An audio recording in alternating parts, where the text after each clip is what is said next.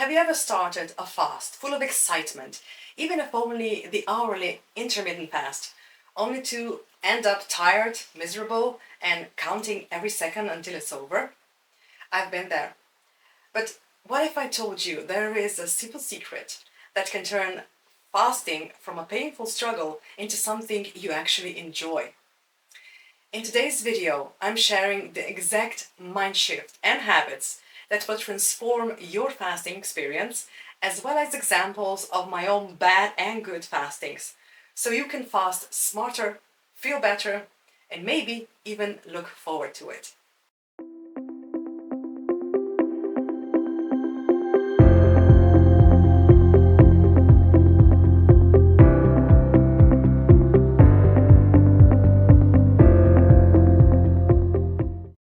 A fasting experience can be good, and a fasting experience can be bad.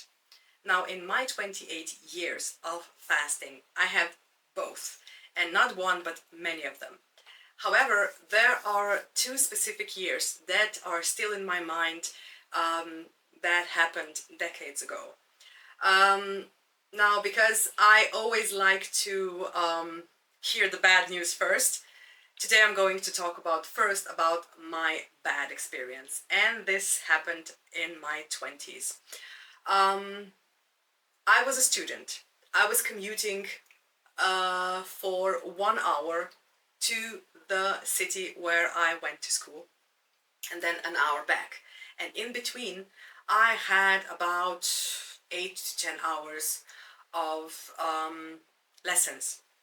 And it was somewhere in the middle of March, so it was a very early spring or very late winter. And I've decided, just on a whim, okay, I haven't fasted this year. And since I've been fasting from 18, since I was 18, and I said, okay, this year I still haven't fasted. It's the best way to fast since I've noticed. It's the best way to fast, I've noticed, in this time period of the year. So I said, why not? And I didn't think about how this is going to influence my school. I didn't think about how this is going to influence my fasting. And I just jumped right into it. I prepared the vegetables, I prepared the teas, and I started on Monday, which was the biggest mistake. Why? Because the fasting method that I use is the Broy's fasting method. And the Broy's fasting method is very specific about two things. That you drink your vegetable juice, freshly squeezed vegetable juice each day, possibly every hour or so, sipping it, and that you drink your teas, especially your kidney tea and immunity boosting tea, and there are a couple of more, and these teas should also be drank in a specific way or in a specific time of the day. But I didn't think of any of that when I decided to fast. So it was Monday, it was day one. I had a big lunch and a big dinner on Monday, on Sunday. So on Monday I had difficulties, as it is, to prepare the juice, to prepare the teas, and also to get on school in time, because my lectures usually started at 8 o'clock in the morning. So 1 hour commute, and to prepare everything, I had to get up somewhere around 5:30 in the morning.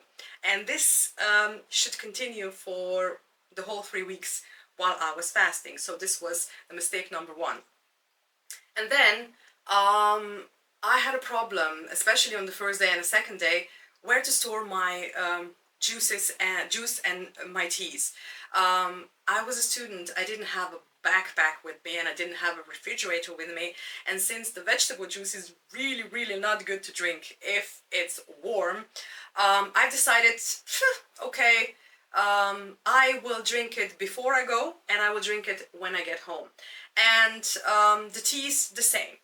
And this was the mistake number two, because I was hungry, especially on the first day. I had a big headache because my body was getting used to not getting their energy source from food.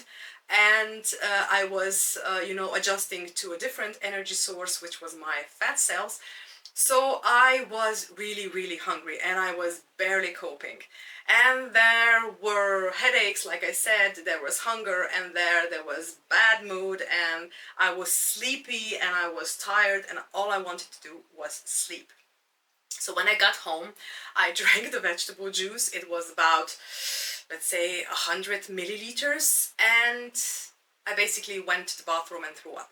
Because the vegetable juice is really heavy, especially on an empty stomach, and you can only sip it, very small sips.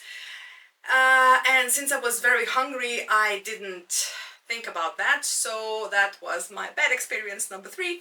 I threw up all the vegetable juice and I didn't do anything for the fasting for the next day. So when there was Tuesday, it was day 2, I lost, I think that 1.5 kilograms because I didn't eat anything, I didn't drink anything, and I was basically really dehydrated.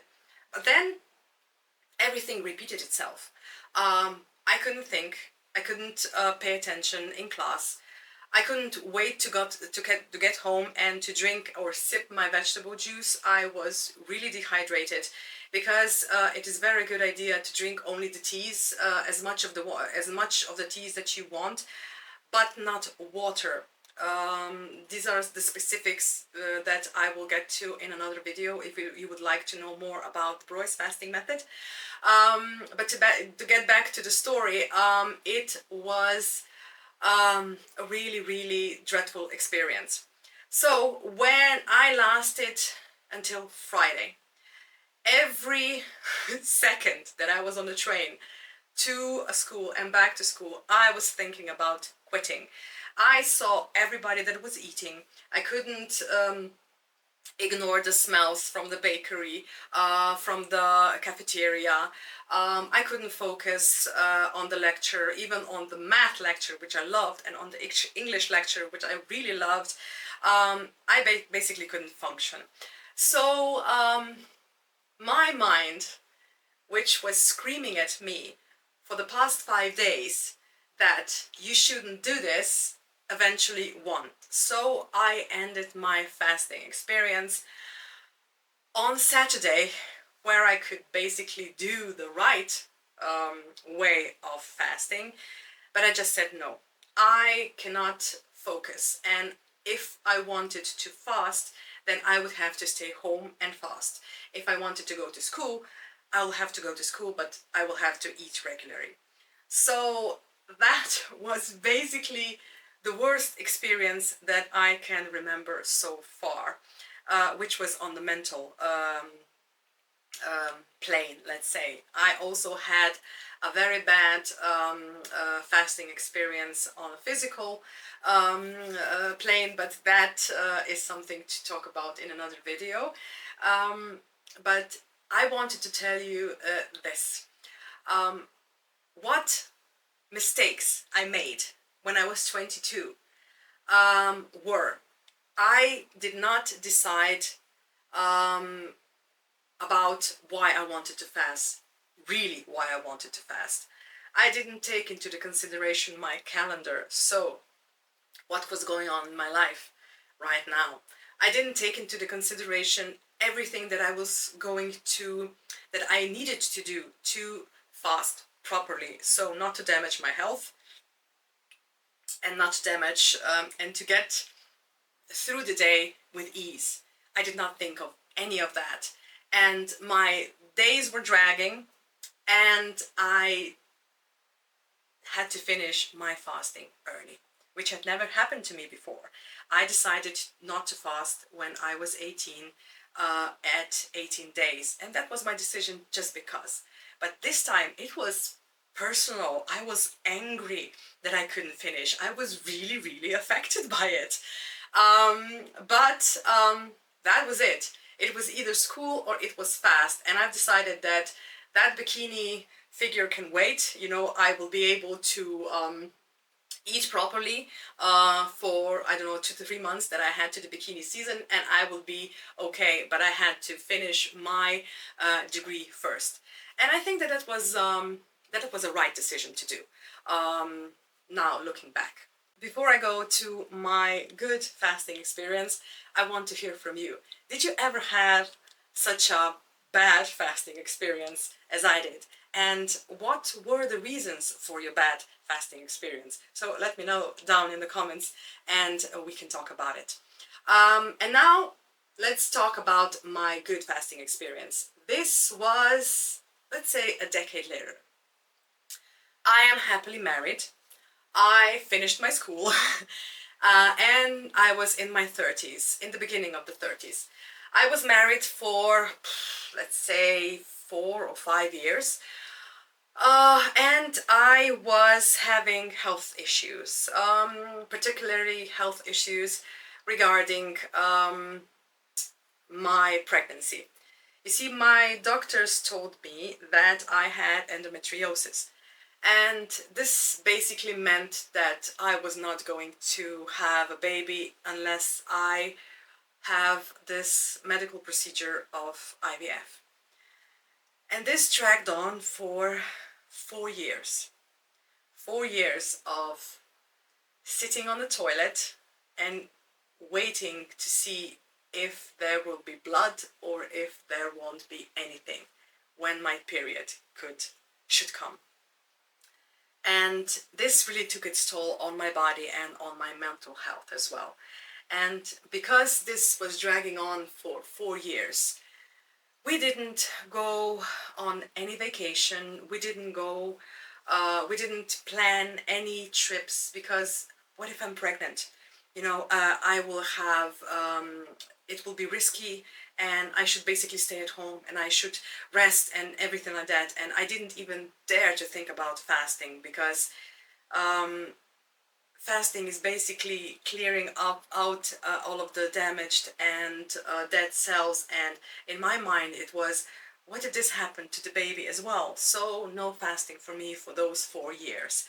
And it was a roller coaster of feelings of, me exploding at my husband and yelling at him. I am really, really not such a person, but those artificial hormones really did a number on me.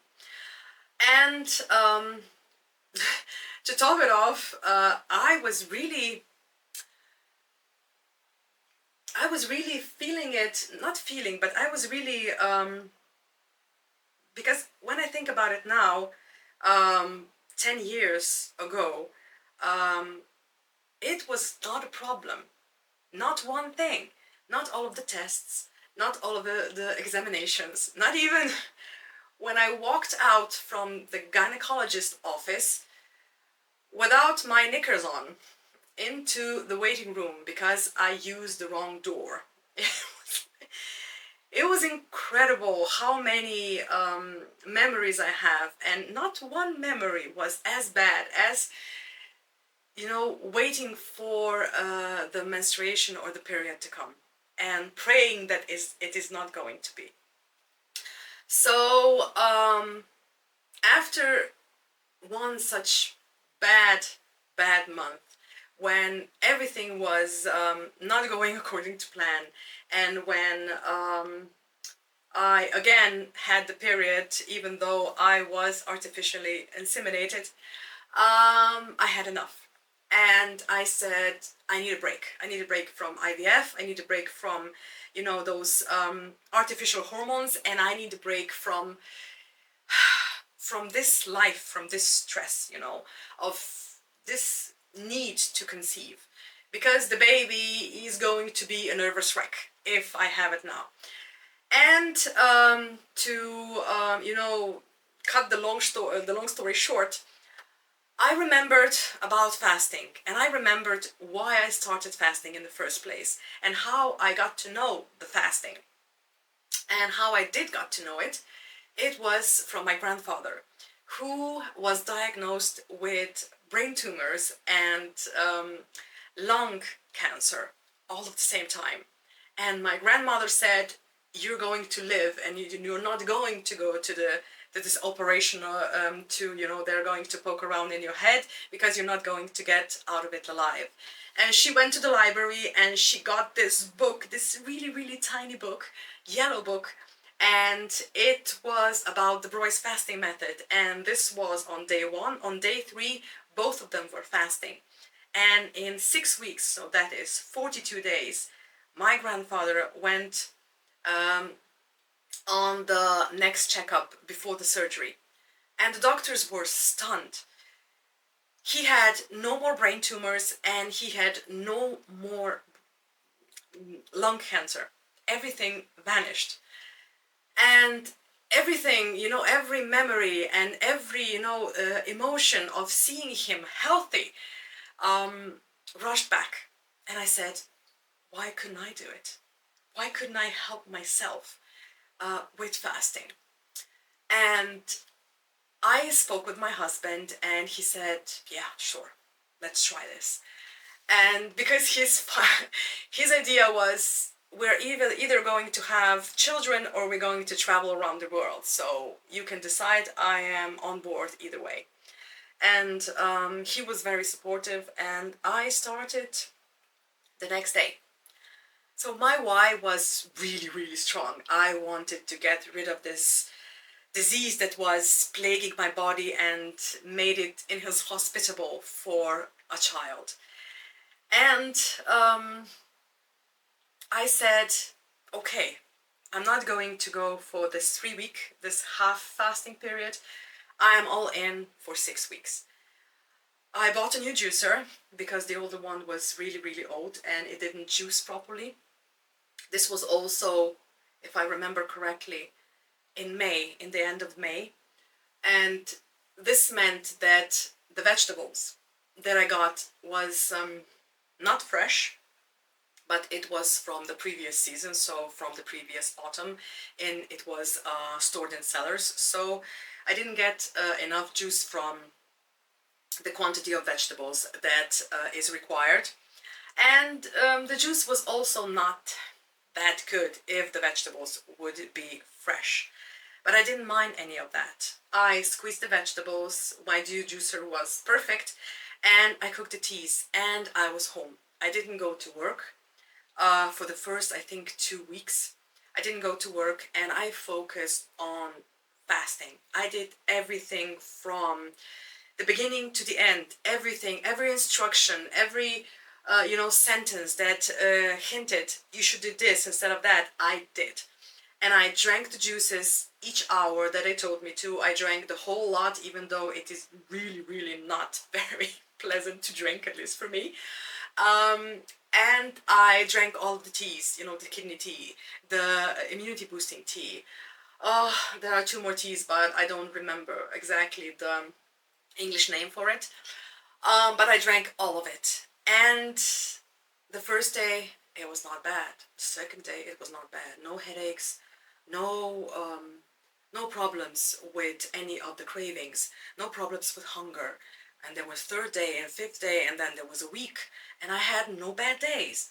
And then there started, a little headache there, and some thoughts that came to me, and I thought, what if this is not going to work? What if I won't be able to conceive? And I said, I don't care. I'm going to last as long as I need to, and that's 6 weeks. And after that, we'll see. And that was basically the entire 6 weeks. Not one problem. I had bad days. I was tired. My head ached. But none of those, second thoughts, is this the right thing to do? I would rather be doing this than fasting. Not one thought came to mind because I knew why I was doing this. And after 6 weeks, I had an additional month till I had my next appointment at the doctor's office for another IVF treatment. And I got there. I was just before my period, and I asked him if I could not have any artificial hormones. I wanted to do it my way. So they agreed, and they said, okay, we're going to go on your period. We're going to just, give you the injections to get as many, what are those? They're called eggs in our embryos. No, they're not embryos. Embryos when they're already combined. Anyway, They gave me some of the injections that they needed to, and then I had the procedure when they extracted my, let's say, eggs. And it was a success. I think that they extracted around 20 eggs, something like that, and then they inseminated them, and there were 6 of them that they were good. And after 6 days, they inserted one, and they told me, now just, like every other time, keep your fingers crossed, everything is going to be okay, and you're pregnant. And I said, okay, yes, but we have still 14 days to go to get on that toilet and just pray that nothing red comes out. And I did, and it was 1 week, and it was 2 weeks, and then it was 3 weeks, and I had the cramps, and I had everything that my period usually has, but there was no period. And after 14 days, I went back to my gynecologist, and I did the blood test, and I was pregnant. It was like that.